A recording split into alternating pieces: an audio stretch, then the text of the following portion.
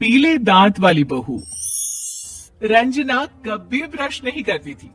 उसे कितनी बार उसके माँ बाप ने डांटा, लेकिन उसका कोई असर उस पर होता ही नहीं था, जिस कारण से उसके दांत पीले पीले हो जाते हैं।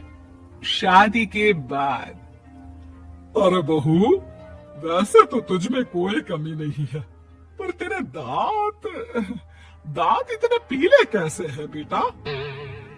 कैसे है मतलब? कोई सर्जरी थोड़ी ना कराई है। वो तो क्या नाम, में ब्रश नहीं करती थी तो पीले हो गए। अब क्या करूं?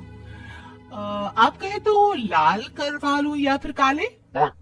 यार ये क्या है, क्यों माँ से लड़ रही हो? लड़ रही हूँ? अरे मैं लड़ रही हूँ या ये बोल रही है कि दांत पीले हैं, पीले। अरे तपस्या थोड़ी ना की है इन्हें पीले करने के लिए। बकायदा ब्रश नहीं किया है 20 साल तक, तब जाकर। छी, कैसी बात कर रही हो? ये उस वक्त तो पीले नहीं थे जब हम लोग तुम्हें देखने आए थे। अरे तब साफ करवा लिया होगा डेंटिस्ट के पास जाकर। अब देखो कैसे पीले पीले लग रहे हैं। रंजना सास की तरफ गुस्से से देखती है। फिर शुरू हो गई पीले पीले पीले। अरे पीले तो तब भी थे जब मेरे हाथ का रसगुल्ला उड़ा उड़ा कर खा रही थी और बोल रही थी, लड़की नहीं गुणों का खजाना दे रहे भाई साहब आप। अब वो लोग करते भी तो क्या करते, पीले दांत वाली बहू पल्ले पड़ी थी तो झेलना तो था ही। एक दिन कीर्तन में रंजना गाना गा रही थी। अरे कमला बहन, माँ का द्वार है, यहाँ तो सब शुद्ध होकर आते हैं, फिर अपनी बहू को ब्रश भी नहीं करवाती तुम। दूर से पीले पीले दांत भक्ति में बाधा उत्पन्न कर रहे हैं। और कोई 2 साल के बच्चे थोड़ी ना लेकर आई हूँ मैं बहू बनाकर। अच्छी खासी लड़की है, अरे कैसे करवाऊं ब्रश? ये तो उसे खुद करना चाहिए ना। अब माँ बाप तो इसके जैसे तैसे निपटा दिए, ये नहीं सोचा कि सास कैसे संभालेगी। सास बहू को लेकर घर आ जाती है, लेकिन सोच लेती है कि अब इसे लेकर कहीं नहीं जाएगी। अगली रोज बहू कहती है, अरे क्या हो गया, मंदिर नहीं जाना क्या? कीर्तन का वक्त हो रहा है। मेरी मधुर वाणी से कान्हा जी जागते हैं और सोते हैं। आप तो जानती है ना उनकी भक्ति में कितना मन लगता है मेरा। वो क्या है ना, तबीयत ठीक नहीं लग रही है मेरी, आराम करूंगी मैं। तबीयत ठीक नहीं लग रही? अभी तो मिथुन के गाने पर नाच रही थी आप, और अब बोल रही है कि तबीयत ठीक नहीं लग रही। अरे भक्ति में मन लगा लो सासू माँ, ऊपर जाना है, क्या मुंह दिखाओगी आप? हाँ। सास को बहू की बात पर गुस्सा आ जाता है। मैं क्या मुंह दिखाऊंगी, इसकी चिंता तो ना कर, समझी? अपने मुंह की चिंता कर, जो ये पीले पीले दांत लेकर हर जगह पहुंच जाती है।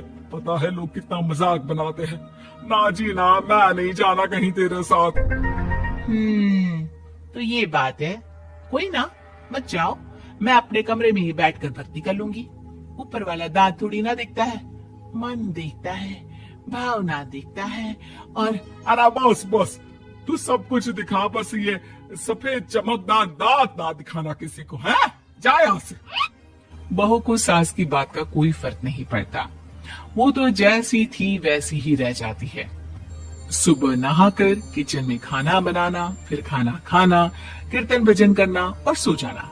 एक दिन, माँ जी मैं सहेली के घर जा रही हूँ, शाम को लेट आऊंगी। हाँ, तो जाना, मैंने कौन सा तेरी आरती करनी है घर पर बैठकर।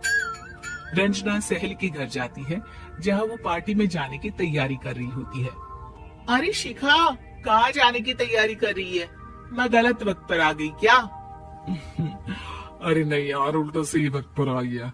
मैंने ये साड़ी और ज्वेलरी निकाली है यार, शाम को इनके ऑफिस की एक पार्टी में जाना है। बताना कैसा लग रहा है ये सब? नहीं यार, इस ड्रेस के साथ तो वो वाली ज्वेलरी अच्छी लगेगी। हाँ, सही बोल रही है, मैंने ध्यान ही नहीं दिया। वैसे तो हमेशा से मस्त फैशन सेंस रखती है। तो बड़ा जाती होगी ना पति के साथ पार्टी में। रंजना कुछ नहीं बोलती, बस सोचती है कि यार काश ये बात सही हो जाती, पर मैं क्यों नहीं जाती पार्टी में? क्या इन लोगों की कोई पार्टी होती नहीं होगी? रंजना घर आती है और रात में पति से सवाल करती है, एक बात बताइए, आप मुझे किसी पार्टी में क्यों नहीं ले जाते?